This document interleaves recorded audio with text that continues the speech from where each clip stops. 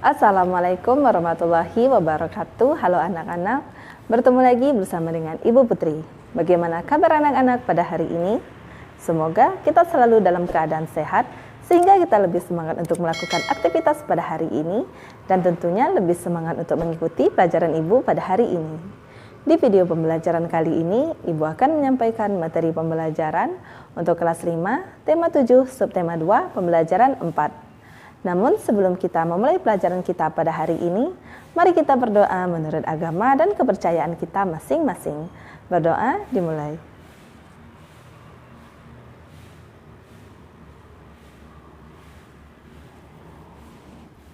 Berdoa selesai.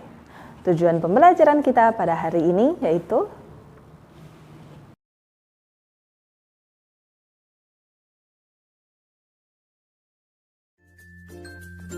cari tahu kepanjangan PPKI dan BPUPKI lalu tuliskan pada kotak berikut ini. BPUPKI kepanjangannya yaitu Badan Penyelidik Usaha-Usaha Persiapan Kemerdekaan Indonesia. PPKI yaitu Panitia Persiapan Kemerdekaan Indonesia. Proses pembentukan NKRI. 1. Pembentukan kelengkapan pemerintahan. Pada tanggal 18 Agustus 1945, PPKI mengadakan sidangnya yang pertama di Gedung Kesenian Jakarta. Sidang dipimpin oleh Insinyur Soekarno dan Dr. Andes Muhammad Hatta sebagai wakilnya.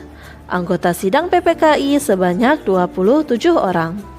Melalui pembahasan secara musyawarah, sidang mengambil keputusan penting antara lain sebagai berikut. Yang pertama, mengesahkan Undang-Undang Dasar 1945 sebagai Konstitusi Republik Indonesia. 2. Memilih Presiden dan Wakil Presiden Insinyur Soekarno sebagai Presiden Republik Indonesia dan Dr. Andes Muhammad Hatta sebagai Wakil Presiden Republik Indonesia. 3. Tugas Presiden untuk sementara waktu dibantu oleh Komite Nasional.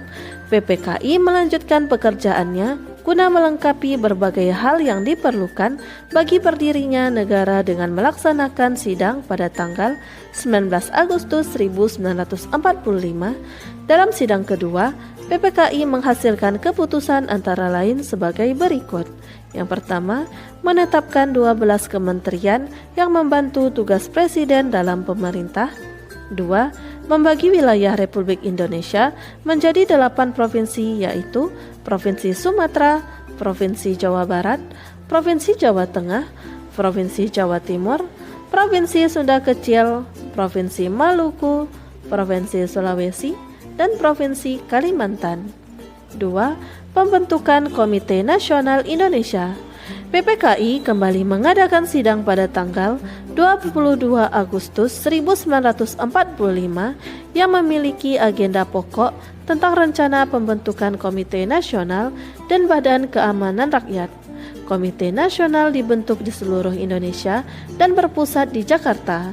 Tujuannya sebagai penjelmaan tujuan dan cita-cita bangsa Indonesia untuk menyelenggarakan kemerdekaan Indonesia yang berdasarkan kedaulatan rakyat. 3. Pembentukan alat kelengkapan keamanan negara. Dalam rapat pleno PPKI pada tanggal 22 Agustus 1945, diputuskan pembentukan Badan Keamanan Rakyat atau BKR. BKR ditetapkan sebagai bagian dari Badan Penolong Keluarga Korban Perang atau BPKKP, yang merupakan induk organisasi dengan tujuan untuk memelihara keselamatan masyarakat serta merawat para korban perang. Perkembangan situasi negara makin membahayakan. Pimpinan negara menyadari bahwa sulit untuk mempertahankan negara dan kemerdekaan tanpa angkatan perang. Dalam kondisi seperti itu, pemerintah memanggil pensiunan Mayor KNIL Urip Sumuharjo dari Yogyakarta ke Jakarta dan diberi tugas membentuk tentara kebangsaan. Dengan maklumat pemerintah pada tanggal 5 Oktober 1945, terbentuklah organisasi ketentaraan yang bernama Tentara Keamanan Rakyat atau TKR. 4. Pembentukan lembaga pemerintahan di seluruh daerah di Indonesia. bentuk pemerintah daerah di Indonesia diatur dalam Undang-Undang Dasar 1945 Pasal 18 atau sebelum diamandemen. Pasal tersebut berbunyi, pembagian daerah Indonesia atas daerah besar dan kecil dengan bentuk susunan pemerintahannya ditetapkan dengan undang-undang dengan memandang dan mengingat dasar musyawarah dalam sistem pemerintahan negara dan hak-hak asal-usul dalam daerah-daerah yang bersifat istimewa. Berdasarkan bunyi pasal tersebut, berarti daerah Indonesia akan dibagi dalam daerah provinsi. Setiap daerah provinsi akan dibagi pula dalam daerah yang lebih kecil. Sesuai dengan keputusan PPKI tanggal 18 Agustus 1945 bahwa tugas presiden dibantu oleh Komite Nasional, di daerah-daerah tugas gubernur atau kepala daerah juga dibantu oleh Komite Nasional di daerah. Pembentukan Komite Nasional Indonesia Daerah yang ada di tiap-tiap provinsi merupakan lembaga yang akan berfungsi sebagai Dewan Perwakilan Rakyat Daerah sebelum diadakan pemilihan umum. Dengan terbentuknya pemerintahan di daerah yang dibantu oleh Komite Nasional di daerah, diharapkan roda pemerintahan dapat berjalan baik di tingkat pusat maupun di daerah.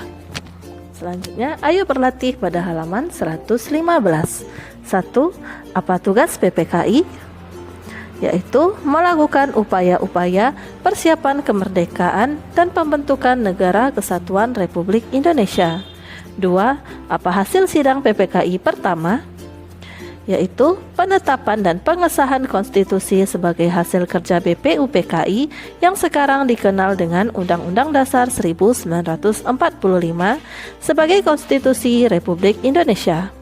Yang kedua, Insinyur Soekarno dipilih sebagai Presiden Republik Indonesia dan Dr. Andes Muhammad Hatta sebagai Wakil Presiden Republik Indonesia. Yang ketiga, tugas Presiden Republik Indonesia untuk sementara waktu dilakukan oleh sebuah komite nasional. 3. Apa tujuan pembentukan KNI? Tujuannya sebagai penjelmaan tujuan dan cita-cita bangsa Indonesia untuk menyelenggarakan kemerdekaan Indonesia yang berdasarkan kedaulatan rakyat. 4. Kapan BKR sebagai cikal bakal TNI dibentuk? Yaitu pada tanggal 22 Agustus 1945. 5. Tuliskan 8 provinsi yang dibentuk sebagai hasil sidang PPKI pertama, yaitu Provinsi Sumatera, Provinsi Jawa Barat, Provinsi Jawa Tengah, Provinsi Jawa Timur, Provinsi Sunda Kecil, Provinsi Maluku, Provinsi Sulawesi, dan Provinsi Kalimantan. Ahmad Subarjo. Ahmad Subarjo lahir di Karawang, Jawa Barat pada tanggal 23 Maret 1897. Beliau dikenal sebagai sosok yang rendah hati dan bersahaja. Peran yang menonjol adalah ketika beliau ikut menjadi panitia 9 yang merumuskan Piagam Jakarta yang menjadi cikal bakal pembukaan Undang-Undang Dasar 1945. Beliau juga menjadi penengah antara golongan muda dan golongan tua ketika terjadi perbedaan pendapat. Perbedaan itu muncul ketika akan menentukan waktu pembacaan proklamasi. Ahmad Subarjo juga dikenal sebagai tokoh perumus naskah proklamasi kemerdekaan Indonesia. Beliau diperintahkan oleh Insinyur Soekarno untuk mengutip kata-kata dari Piagam Jakarta, terutama bagian pembukaannya, yaitu atas berkah rahmat Allah maka rakyat Indonesia menyatakannya kemerdekaannya.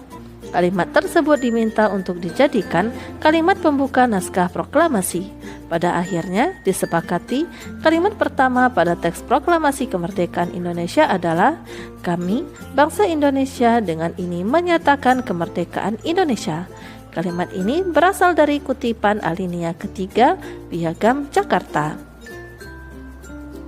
Ayo berdiskusi pada halaman 117. Buatlah ulasan mengenai bacaan Ahmad Subarjo. Ulasan teks, judul teks yaitu Ahmad Subarjo.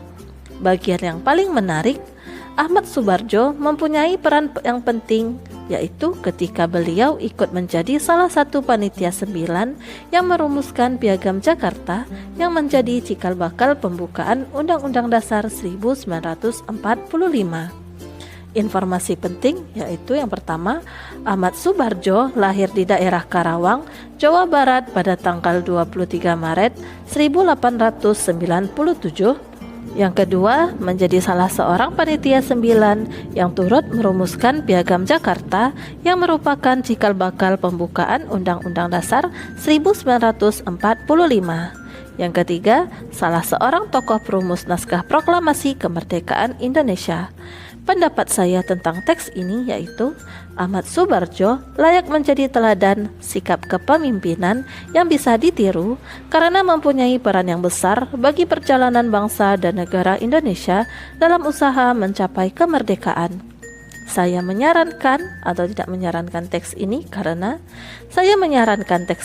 karena berisi sikap keteladanan salah seorang pemimpin Indonesia. Selain itu, teks ini juga berisi tentang peran beliau dalam perjuangan bangsa Indonesia. 1. Jelaskan peran dan perjuangan penting yang dilakukan oleh Ahmad Soebardjo. Yang pertama, menjadi penengah atau juru damai dalam peristiwa Rengas Dengklok, di mana beliau bisa menjadi penengah antara golongan tua dan golongan muda yang bersitenggang saat terjadi perbedaan mengambil langkah dalam persiapan kemerdekaan Indonesia. 2. Berperan dalam panitia 9 yang merumuskan Piagam Jakarta yang menjadi cikal bakal pembukaan Undang-Undang Dasar 1945. 3. Sebagai perumus dalam naskah proklamasi kemerdekaan Indonesia, terutama pada kalimat pertama teks proklamasi. 2. Kemukakan hal yang dapat kamu pelajari dari kisah peran dan perjuangan Ahmad Soebardjo. Bahwa sikap seorang pemimpin itu harus rela berkorban, pekerja keras, pantang menyerah, bisa bekerja sama dengan yang lain, mampu menjadi penengah dan dapat mencari jalan keluar saat terjadi masalah dengan yang lainnya. Ini bisa dilihat saat peristiwa Rengas Dengklok. Unsur-unsur budaya. 1. Religi atau kepercayaan. Di Indonesia diakui adanya 6 agama resmi, yaitu Hindu, Buddha, Islam, Katolik, Kristen, dan Konghucu. Semuanya dapat mengembangkan sikap toleransi dan kerukunan. 2. Mata pencaharian. Keragaman alam di Indonesia menyebabkan mata pencaharian masyarakatnya juga beragam. Sebagian penduduk Indonesia menjadi petani karena memang tanahnya subur, sementara itu orang-orang yang tinggal di tepi sungai atau pantai mengandalkan perikanan sebagai mata pencahariannya. Lalu ada pula yang menjadi pedagang, peternak, pekerja jasa, atau mata pencaharian lainnya. 3. Teknologi dan peralatan. Teknologi berkaitan dengan kepandaian dan keterampilan orang dalam membuat atau melakukan sesuatu untuk memenuhi kebutuhan hidup. Teknologi bermula dari bentuk yang sangat sederhana, lalu berkembang terus sesuai dengan perkembangan dan kemajuan zaman. Selain itu, kebutuhan manusia mulai beragam. Teknologi yang sudah ada sejak zaman dahulu hingga sekarang, seperti teknologi dan peralatan senjata, wadah, alat angkut, tempat berlindung atau rumah, alat pembuat makanan dan minuman, serta pakaian dan perhiasan. 4. Kesenian. Hampir semua suku bangsa di Indonesia memiliki kesenian yang menjadi ciri khasnya. Kesenian dapat dikelompokkan menjadi 2 macam. Yang pertama, kesenian yang dapat dinikmati oleh mata, misalnya seni patung, seni ukir, seni lukis, seni rias, seni tari, seni pedalangan atau wayang, dan seni olahraga. Yang kedua, kesenian yang dapat dinikmati oleh telinga, misalnya seni musik dan seni sastra. Setiap suku di Indonesia juga memiliki lagu daerah, alat musik, dan berbagai keseniannya sendiri-sendiri. 5. Pengetahuan. Berbagai suku bangsa di Indonesia telah memiliki pengetahuan yang tinggi. Pengetahuan itu telah mereka terapkan untuk mengatasi kesulitan-kesulitan hidup. Pengetahuan itu antara lain tentang alam sekitar, flora fauna, bahan-bahan mentah, benda-benda di lingkungan alam, tubuh manusia, sifat dan kelakuan manusia, serta pengetahuannya tentang ruang dan waktu. Misalnya, pengetahuan tentang berbagai jenis tanaman dan ramuan obat tradisional, pengetahuan menentukan arah orang Dayak sehingga tidak tersesat di hutan belantara, dan pengetahuan menentukan arah para laut tradisional ketika mengarungi samudra dengan kapal pinisinya sehingga bangsa kita dikenal sebagai bangsa bahari. 6. Sistem kemasyarakatan. Sistem kemasyarakatan adalah pola hidup yang menjadi kebiasaan dan dianut serta telah menjadi kebiasaan suatu masyarakat. Ada sistem perkawinan, sistem kekerabatan, dan sistem berperilaku ke dalam masyarakat. Contohnya sistem marga pada suku Batak dan sistem terah pada suku Jawa. Kedua contoh ini merupakan sistem kekerabatan suku-suku tersebut. 7. Bahasa. Setiap suku bangsa mempunyai alat komunikasi sendiri-sendiri yang terkadang hanya dimengerti dan dipakai oleh suku itu sendiri. Itulah yang dinamakan dialek. Lalu, bagaimana suku-suku di Indonesia bisa berkomunikasi dengan suku yang lain? Beruntunglah kita memiliki bahasa Indonesia yang telah ditetapkan sebagai bahasa nasional dan bahasa persatuan. Tentu kamu ingat bukan salah satu Ikrar Sumpah Pemuda 1928. Kamu telah mengetahui unsur-unsur budaya di Indonesia. Keragaman unsur budaya tersebut lahir karena adanya berbagai faktor. Faktor itu seperti faktor biologis atau keturunan ras suku, geografis, keadaan alam, dan historis sejarah atau masa lampau, serta keterbukaan terhadap pihak luar. Setelah kamu membaca teks pada halaman 118 sampai 121, sekarang perhatikan halaman 121. Ayo mengamati. Cari tahu dengan mengamati unsur-unsur budaya yang ada di sekitar tempat tinggalmu. Jika kamu mengalami kesulitan, baca kembali uraian tentang unsur-unsur budaya di atas, kemudian tuliskan nama-nama bagian dari kebudayaan pada suku yang kamu kenal. Unsur budaya yang pertama yaitu kesenian, nama, ketoprak, keterangan, seni pertunjukan suku Jawa yang berupa drama tradisional. 2. Religi, contohnya Hindu, Buddha, Islam, Kristen, Katolik, Protestan, dan Konghucu. Keterangan, pemerintah mengakui 6 agama resmi. 3. Unsur budaya mata pencaharian, namanya contohnya petani, nelayan. Keterangan, jenis pekerjaan atau mata pencaharian sangat dipengaruhi oleh kondisi geografis. Seperti di daerah pantai, banyak masyarakat yang bermata pencaharian sebagai nelayan. Di pegunungan, banyak masyarakat yang bermata pencaharian sebagai petani dan lain-lain. 4. Teknologi angkut atau transportasi, namanya dokar, andong, mobil, kereta, kapal, dan pesawat.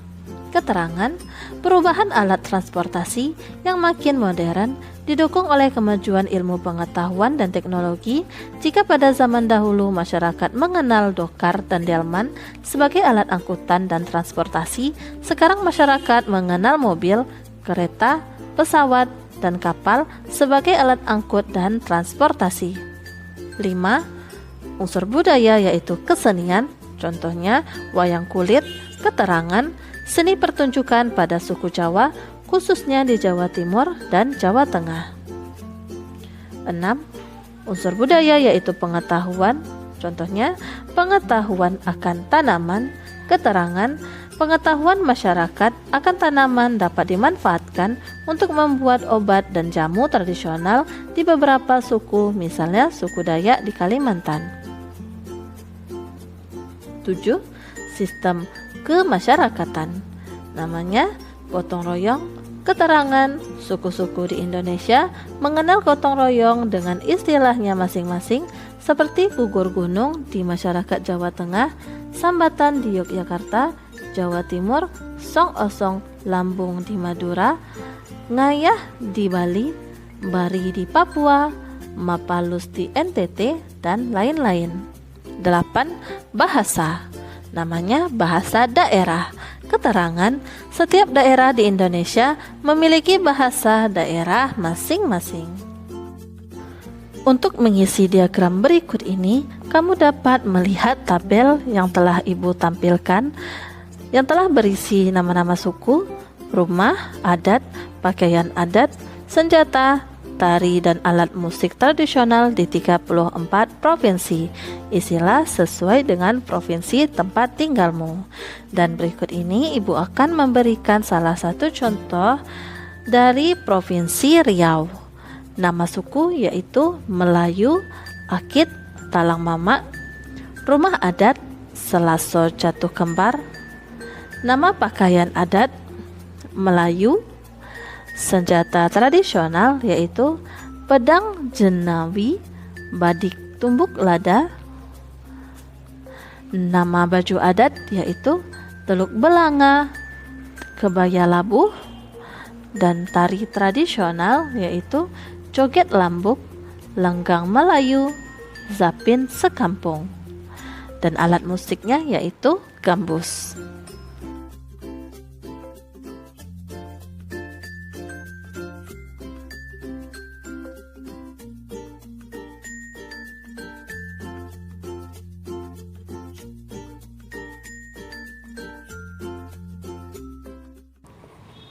Demikianlah materi yang dapat Ibu sampaikan pada hari ini.